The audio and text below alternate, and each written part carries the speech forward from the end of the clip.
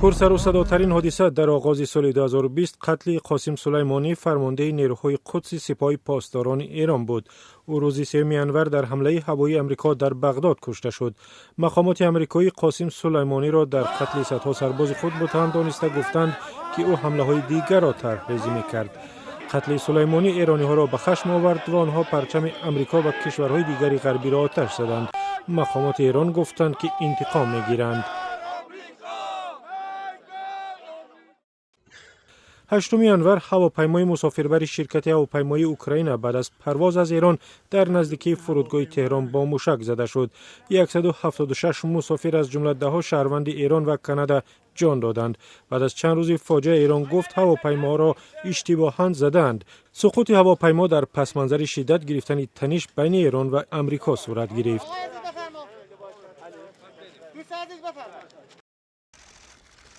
16 انور مرافعه اعلان ناباوری به دونالد ترامپ پرزیدنت اکنون سابق امریکا آغاز شد. مجلس نمایندگان دونالد ترامپ را به سوء استفاده از مقام متهم کرد. دموکرات ها در مجلس نمایندگان ادعا کردند که ترامپ به اوکراین فشار آورده است تا ضد رقیب سیاسیش جو بایدن تفتیشات آغاز کند. رئیس کمیته اکتشافی مجلس نمایندگان امریکا آدم اسکیف گفت که دونالد ترامپ از مقام خود سوء استفاده کرد. او با استفاده از منصب پرزیدنت و دخالت کشورهای خارجی اوکراین در انتخابات پرزیدنتی سال 2020 در امریکا تلاش کرد. ترامپ این اتهامات را رد کرده گفت او را به یگان سبب ایبدار می‌کنند. او افزود این شرمندگی و فریب است. 5 فوریه سنا پالات بالایی کنگره امریکا که در دست جمهوری خواهان است ترامپ را عاری از گناه اعلام کرد.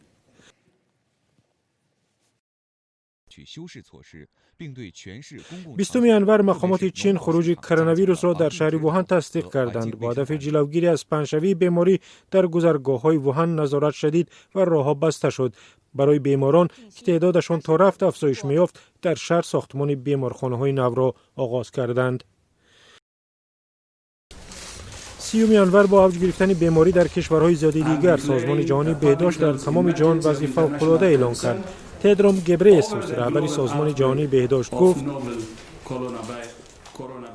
من در رابطه با پهنشوی کرونا ویروس و صحتی آدمان که اهمیت بین المللی دارد وضعیت فوق‌العاده اعلان میکنم. سبب اساسی این اعلان هم فقط حالت نیست که در چین به وقوع آمده است، بلکه پهن شدن این ویروس در کشورهای دیگر است.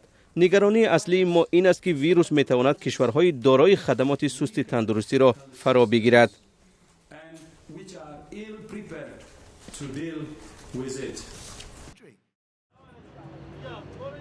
19 فوریه مقامات ایران از موردهای فوت از بیماری کووید 19 در شهر قم خبر داده از ساکنان خواستند از تشکیل و شرکت در همه گونه مراسم دینی خودداری کنند. تا 23 فوریه مرز بسیار کشورها با ایران بسته شد و پرواز به ایران هم قطع گشت. سبب پهن‌شوی بیماری در ایران هم بر روای مردم زیاد و حضور در مراسم دینی ربط داده شد. 29 فوریه امریکا و طالبان در قطر سازشنامه تاریخی را برای پایان دادن به جنگ 18 ساله در افغانستان امضا کردند. سازش صلح میان امریکا و طالبان پس از 10 دور گفتگوها از سوی زلمه خلیلزاد فرستاده خاص امریکا برای افغانستان و ملا عبدالغنی برادر رئیس دفتر سیاسی طالبان در قطر امضا شد. در مراسم امضا چندی از وزیران کارهای خارجی و نمایندگان بیش از 20 کشور اشتراک کردند. طبق سازشنامه امریکا و ناتو باید به تدریج نیروهایشان را از افغانستان بیرون کنند و یک شرط سازشنامه این است که طالبان با حکومت وارد مذاکره شوند. تمام ماه مارس در اکثر کشورها با هدف جلوگیری از پهن‌شوی پاندمی کووید 19 محدودیت‌های رو و آ جاری شد. در ایتالیا گرفتاری با کرونا ویروس به اوج رسید. در شمال کشور تابوت‌های زیاد جمع شد.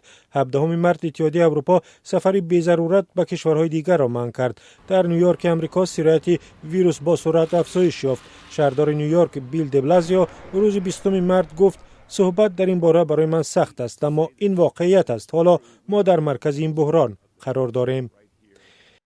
in the nation's largest city. 中央人民政府维护国家安全的有关22 می وکیلان دموکرات چین برای اعتراض از قانون نوی پکین درباره امنیت ملی در شهر از شورای قانونگذاری رانده شدند. روز 24 می پلیس هنگ کنگ برای پراکنده کردن هزاران اعتراضگر در بزرگترین تظاهرات سال از گاز اشک‌آور استفاده کرد. 28 می پارلمان چین با اکثر آرا قانونی را تصویب کرد که به گفته پکین ثبات را به هنگ کنگ برمیگرداند. مخالفان میگویند این قانون برعکس آزادی بیان و حقوق ساکنان به اعتراض را محدود میکند. 28 می در شهر مینیاپولیس آمریکا اعتراضها به بی‌نظمی‌های عمومی و خشونت پیچید. مردم بعد از آن دست به بی‌نظمی زدند که ساکن سیاه‌پوست شهر جورج فلوید پس از بازداشت از سوی پلیس به هلاکت رسید.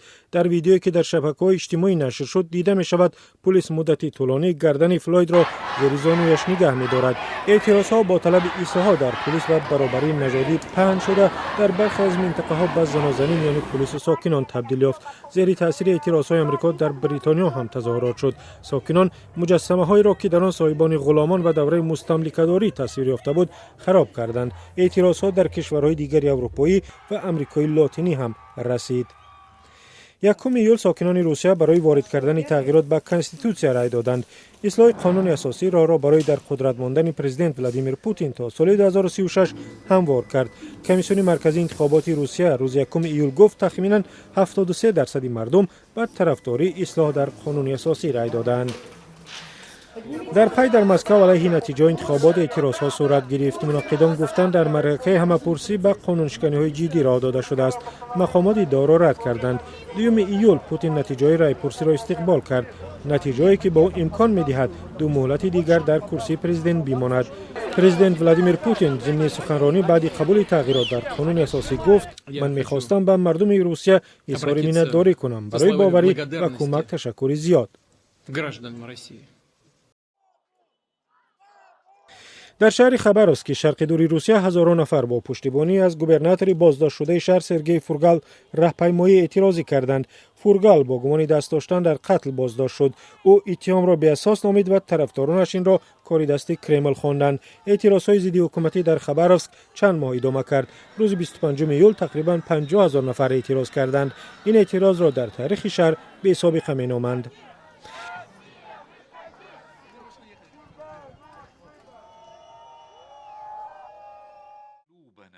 از 28 ایول تا 2 آگوست با سبب خروج پاندمی در جهان سفر مسلمانان به مکه و مدینه عربستان سعودی هم کاهش یافت. این بار اول بود که راه مسلمانان به خانه خدا بسته شد. این اجازه را تنها آنهایی داشتند که در عربستان سعودی زندگی می‌کنند. آنها با پوشیدن نقاب و رعایت قاعده‌های بهداشتی در مراسم حج شرکت کردند. در مجموع در سال 2019 حدود 2.5 میلیون نفر به زیارت مکه و مدینه رفتند.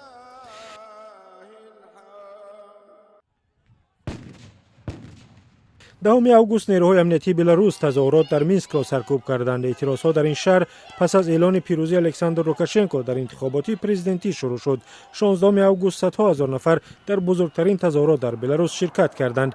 اعتراضها تا آخر سال ادامه یافت و باعث بازداشت هزاران نفر و خشونت زیاد شد. 27 سپتامبر بین ارمنستان و آذربایجان برای قره‌باغ کوهی مناقشه نو سر زد. در جنگ‌ها هزاران نفر کشته شدند. هر دو جانب در آغاز عملیات جنگی یکدیگر را ادعا کردند.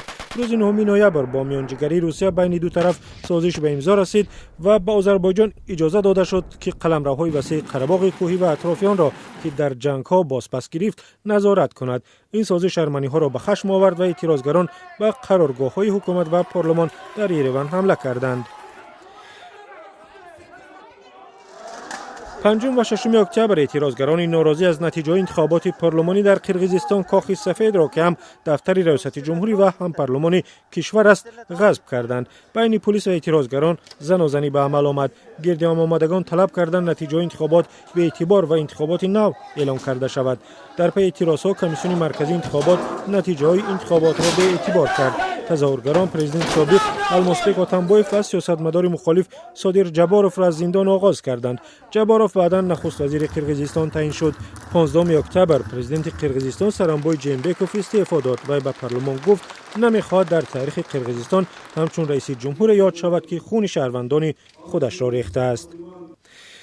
3 نوامبر شهروندان امریکا در انتخابات بحث برانگیز بر رقیب دونالد ترامپ جو بایدن نامزد حزب دموکرات رای بیشتر دادند. شماره بی‌سابقه انتخاب کنندگان برای پیشگیری از کرونا ویروس با واسطه پشت رای دادند.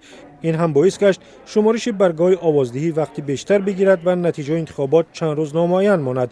ترامپ بدون دلیل به تکرار ادعا میکرد آوازدهی توسط پشت راهی تقلب را زیاد میکند و گفت پیروز شده است. بایدن روز 7 نوامبر پس از معلوم شدن پیروزی به جانبدارانش گفت این پیروزی ملت است. ما با رأی خیلی زیاد در تاریخ انتخابات‌های کشور پیروز شدیم.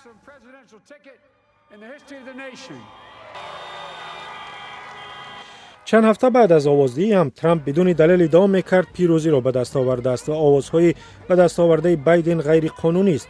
ستاد انتخاباتی ترامپ دهها دعوا برای بیکار کردن نتیجه انتخابات در ایالت‌های کلیدی را پیشنهاد کرد که دادگاه‌ها همه آنها را رد کردند.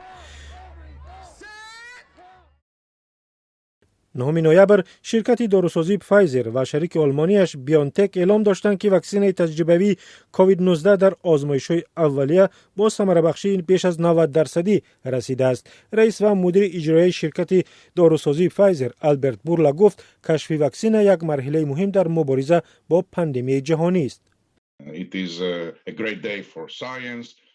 امروز برای علم و اهل بشر یک روزی بزرگ است. وقتی شما به کشف واکسن دست می‌یابید که 90% ثمراناکی دارد، به نهایت عالی است. امید میلیاردها نفر و میلیون‌ها کارخانه و کشورها به ما بود.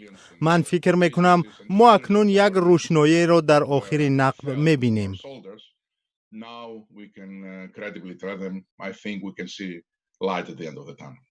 16 نوامبر رقیب این شرکت داروسازی مدرنا اعلام کرد که ثمراناکی واکسن آفریده آنها 95% است. واکسن دیگری که شرکت استرازنیکا و دانشگاه آکسفورد آفریدند نتیجه امیدوار کننده نشان داد، ولی واکسن فایزر نخستین شده به قید گرفته شد. بریتانیا اولین کشور در جهان شد استفاده واکسن ضد کووید 19 را که از جانب شرکت‌های آمریکایی و آلمانی فایزر و بیونتک آفریده شده است اجازه می‌دهد. 27 نوامبر محسن فخریزاده دانشمند هسته‌ای ایران در حمله در نزدیکی تهران کشته شد. مقامات ایران گفتند در این حمله اسرائیل و آمریکا مستقیم یا غیر مستقیم نقش دارند. قتل فخریزاده باعث سر زدن اعتراضات در تهران شد. محسن فخریزاده یکی از رهبران اساسی برنامه‌های اتمی ایران بود.